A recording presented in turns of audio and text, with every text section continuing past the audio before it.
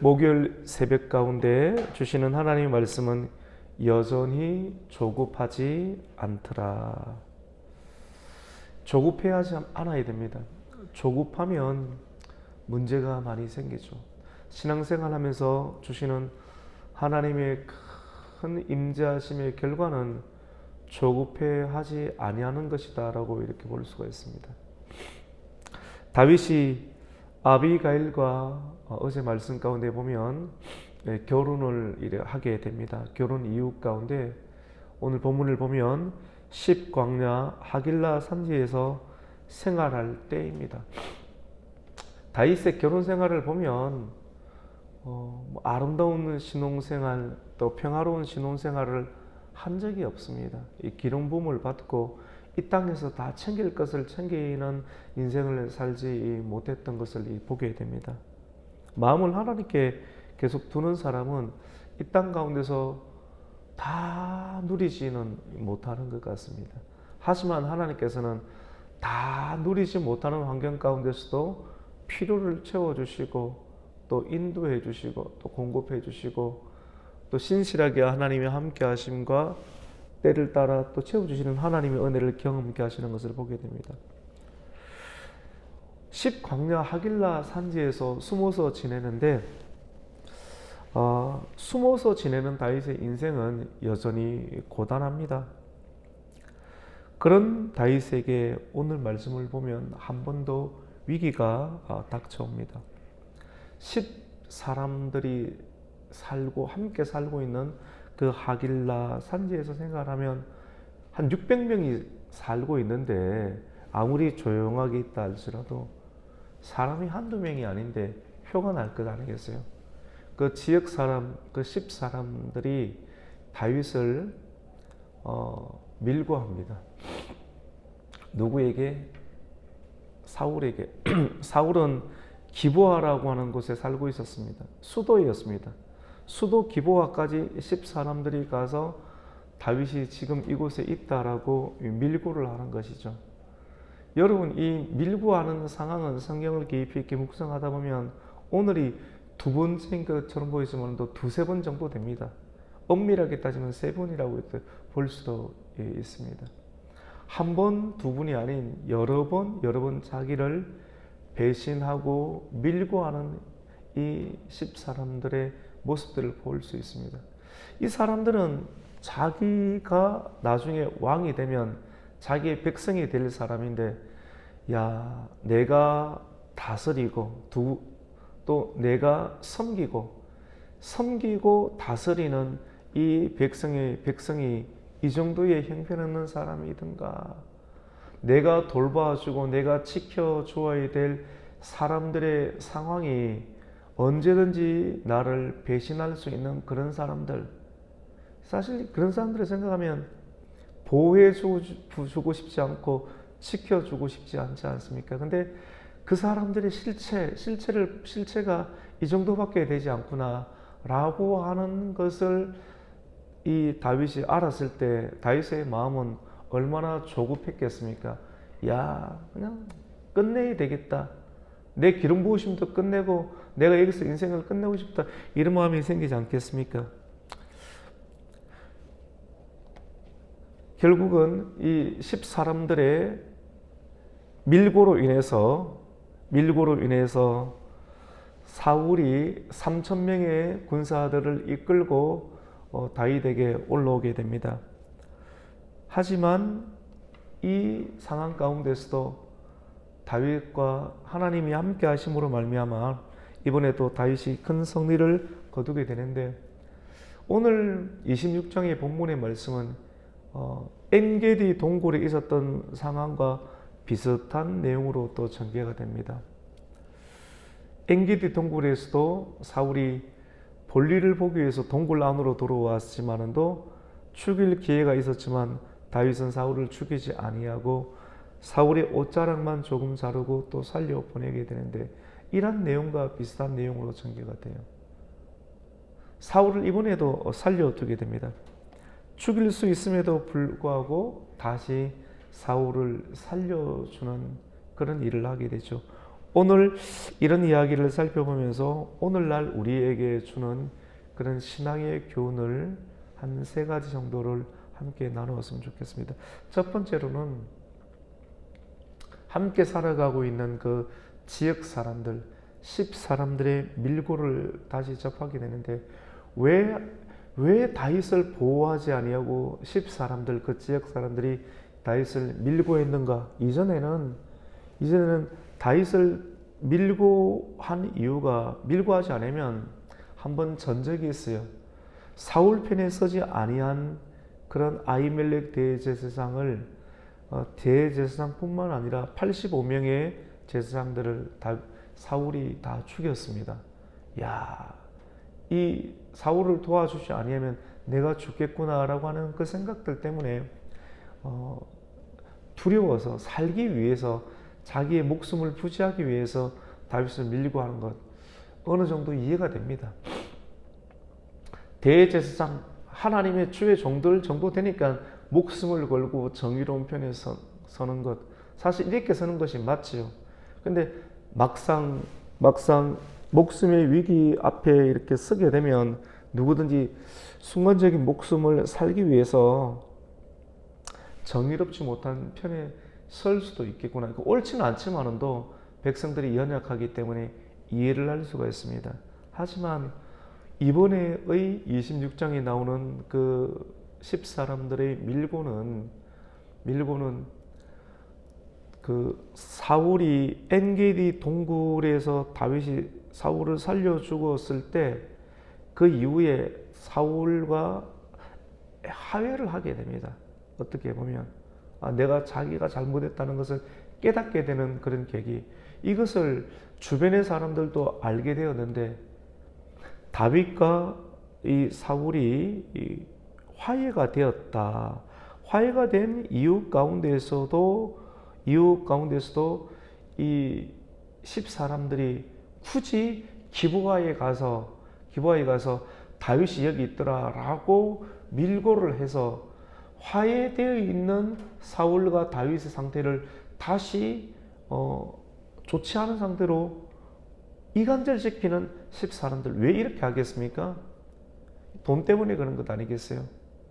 사울은 여전히 다윗 때문에 불안할 것이다. 그 불안함을 부추겨서 사울이 이전에 다윗을 죽이라고 했지, 다윗 죽여, 그리고 내가 당신 편에 여전히 서 있음을 당신은 알고 우리에게 보상감을 주어야 된다. 뭐 이런 식으로 다윗을 팔아넘기는, 돈 때문에 사울에게 다윗을 팔아넘기는 10사람들의 모습을 보게 됩니다. 왜 이런 밀고를 할까요? 돈 때문에 이렇게 하는 것이고, 두 번째로는 영적인 무지입니다.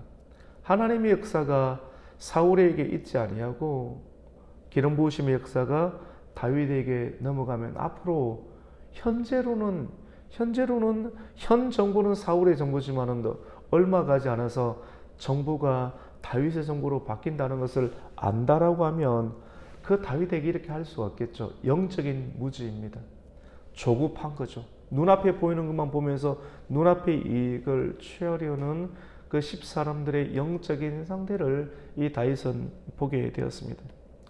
눈이 먼 것이죠.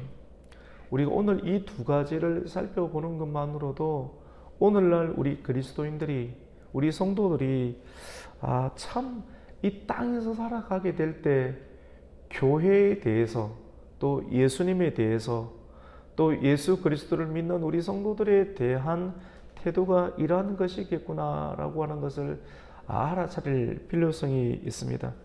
이 세상을 살아갈 때 배신을 느끼고 또 배반을 경험할 수도 있습니다. 한 번, 두 번 배신을 경험하는 것, 차라리 배신을 경험하는 것이 낫습니다. 내가 누군가를 배반하는 것보다 내가 배신을 당하는 것, 계속 당하라는 것은 아니죠. 한 2-3번까지 할 수만 있으면 예수님 때문에 그것을 끝까지 참아내는, 배신을 당하는 것이 옳다는 것이 아니라 예수님을 믿고 또 예수님을 믿지 아니하는 사람들 가운데 이런 일들이 일어날 수 있다는 것을 알고 조급해하지 아니하고 끝까지 인내하면서 성도의 삶을 살아가는 필요성이 있다는 것을 우리에게 교훈해 줍니다. 이렇게 되어야 되지만 우리가 걸려 넘어지지 아니할 수가 있고 끝까지 믿음의 길에서 떠나지 않는 인생이 될 수가 있다라고 하는 것이죠. 또 이제 다음 상황인데 마지막 상황으로 다윗이 이제 알았으니까 배신을 한번 당해보면 계속 배신 당하는 것만은 아니에요. 영적인 분별력이 생겨서 피할 수 있고 대비할 수 있는 그런 상황이 있게 되는데 이 10사람들이 다윗에게 사울에게 밀고 했다는 것을 이미 이제 아는 한 번 전적이 있으니까 대비를 하는 것입니다. 대비를 하니까 사울이 군대를 몰고 돌아오게 되고 다윗은 그 상황을 계속해서 지켜보게 되죠. 지켜보게 되고 사울이 어디로 이렇게 있게 되면 길가에서 진을 치고 막사를 치고 있게 되는데 멀리서 보고 있으니까 사울은 사람들 안에 둘러싸여서 장막 안에서 잠시 잠을 청하고 있고 그리고 사람들은 사울 주변에서 사울을 지키고 있습니다. 이런 광경을 보자 다윗이 그의 진영에서 600명의 군사들 가운데 아비새라는 사람이 있습니다. 요압과 함께 아비새라는 사람이 있는데 그의 조카거든요. 근데 이 군대 장관격에 해당이 됩니다. 그 사람들에게 나와 함께 저 사울의 진영에 내려갈 사람이 누가 있는가라고 했을 때 아비새가 자신감 있게 내가 당신과 함께 내려가겠습니다라고 이야기를 합니다. 아비새와 함께 그 사울의 진영에 밤에 내려가게 되었는데 사울을 둘러싸고 있는 군대 장관들도 잠을 자고 있고 그리고 중앙에서 사울도 잠을 자고 있습니다. 사울 주변에는 창과 그리고 물병이 있었는데 아비새가 이렇게 이야기를 합니다. 오늘이 하나님께서 주신 기회입니다. 저 사울을 오늘 죽이십시다. 당신께서 나에게 명령을 하시면 두 번 찌를 것도 없습니다. 한 번만 찌르면 사울이 죽음을 맞게 될 것입니다. 다윗 당신께서 그렇게 하라라고 나에게 사인을 주시면 내가 단번에 당신의 적인 그 사울을 죽이겠습니다. 상황이 엔게디 동굴하고 똑같습니다. 그때 다윗은 어떻게 하겠습니까? 지난번에도 살려주었는데 또 나를 잡으러 와 화해했지 않느냐? 이 배신감을 느끼면 당장 그래라 라고 이 조급한 마음으로 사울을 죽일 수가 있지 않겠습니까? 근데 다윗에게는 원칙이 있었어요. 원칙을 지키는 인생은 참 중요하죠. 뭐라고 하느냐면 이번에도 누구든지 손을 들어서 여호와께서 기름 부으신 자를 치면 죄가 없겠느냐. 물론 나에게 또 무고한 사람들에게 해를 끼치는 것은 분명하지만 저 사람을 하나님께서 세우셨는데 이런 이유들 때문에 내가 불편하고 내가 치욕적인 상황을 당한다라고 하는 이유 때문에 하나님께서 세우신 기름 부음 받은 자를 내가 처단을 한다라고 하면 그 처단하는 손길 가운데 죄값이 없겠느냐. 언제든지 하나님을 생각했던 것입니다. 그래서 다윗은 한 번 더 이야기를 하는데 여호와께서 그를 치심으로 죄가 있는 것이 분명하니까 하나님께서 직접 치시든지 아니면 죽을 날이 이르러서 전쟁터에서 망하게 될 것이다 라고 오늘 10절 말씀 가운데 말씀을 하게 됩니다. 무작정 공허한 상태 가운데서 하나님께서 기름 부으신 자를 우리가 어떻게 치겠느냐, 돌아가자 이런 그냥 무모한 인생을 산 것이 아니라 분명하게 아픔이 있지만도 하나님께 그것을 맡겼고 그리고 한마디를 더 하죠. 하나님께서 직접 치시든지 전쟁터에서 죽게 될 것이다. 사실 실제적으로 그렇게 되었거든요. 나중에는 이렇게 하면서 하나님께서 하실 일을 자기가 조급함으로 분노나 혈기나 어제 말씀 가운데 보면 이 분노 혈기 때문에 마온의 그러한 이 나발을 죽일 뻔했지 않습니까?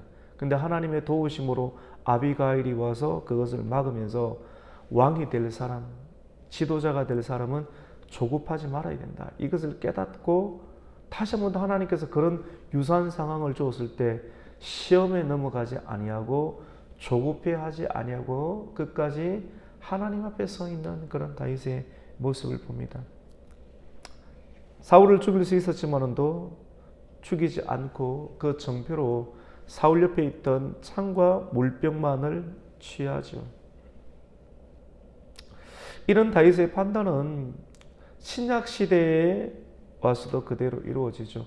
로마서 12장 19절에서 21절 말씀 가운데 내 사랑하는 자들아 너희가 친히 원수를 갚지 말고 하나님의 진노하심에 맡기라.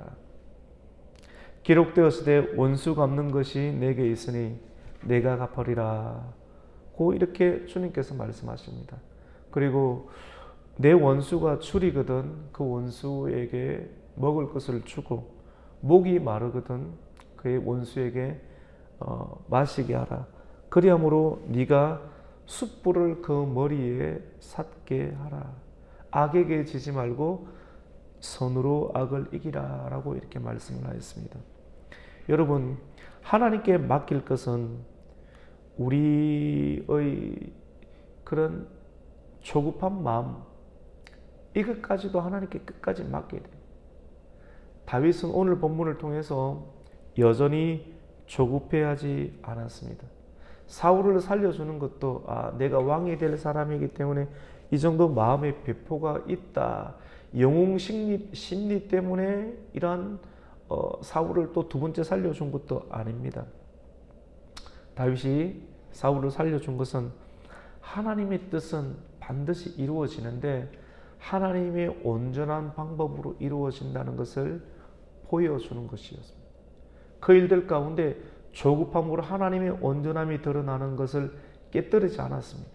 하나님의 영광이, 하나님의 온전함과 완전하심이 다윗의 생애 가운데 다윗을 왕으로 세우는 그 일들까지도 하나님께 온전히 맡김으로 조급해하지 아니함으로 사울의 생명을 취하지 않았습니다. 여러분, 말씀을 맺겠습니다. 사울은 다윗의 꽁무니만 쫓아다녔습니다. 왕으로서 해야 할 일들이 얼마나 많이 있습니까? 나라를 지키고 백성들을 살피고 백성들의 삶의 질을 높이며 하나님께 예배하는 그 일들이 얼마나 다양하고 세밀한 일들이 많습니까? 이러한 일들을 다 제쳐두고 사울은 자기의 왕자리를 유지하는데 급급해서 이 왕자리를 빼앗기지 않기 위해서 다윗을 죽이려고 하기 위해서 다윗만을 쫓아다니는 인생, 사람을 쫓아다니는 인생으로 그의 시간들을 낭비했지만도 다윗은 외형적으로는 도망다니는 인생처럼 보이지만도 하나님의 말씀만을 따라갔습니다. 오늘 말씀을 통해서 사람을 따라가는 인생이 되지 마시고 하나님의 말씀을 끝까지 따라감으로 여전히 조급해하지 아니하는 넉넉한 인생을 살아가는 성도가 되시기를 예수님의 이름으로 축원합니다. 아멘. 하나님 아버지 감사를 드립니다. 오늘 본문을 통해서 사람을 따라갈 것인가 또 하나님의 말씀을 따라갈 것인가. 사람을 따라가는 사울의 모습은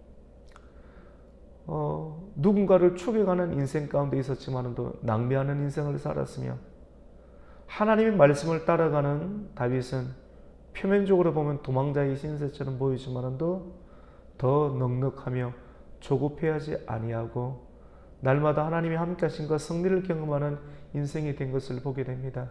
하나님, 오늘 말씀이 주는 교훈을 마음 가운데 오늘 또 견지함으로 혈기나 분노나 또 판단으로 인해서 조급해하지 아니하고 여전히 조급해하지 아니함으로 하나님의 영광을 나타낼 수 있는 하나님의 성품의 소유자 되게 하여 주시옵소서. 예수님의 이름으로 기도드립니다. 아멘.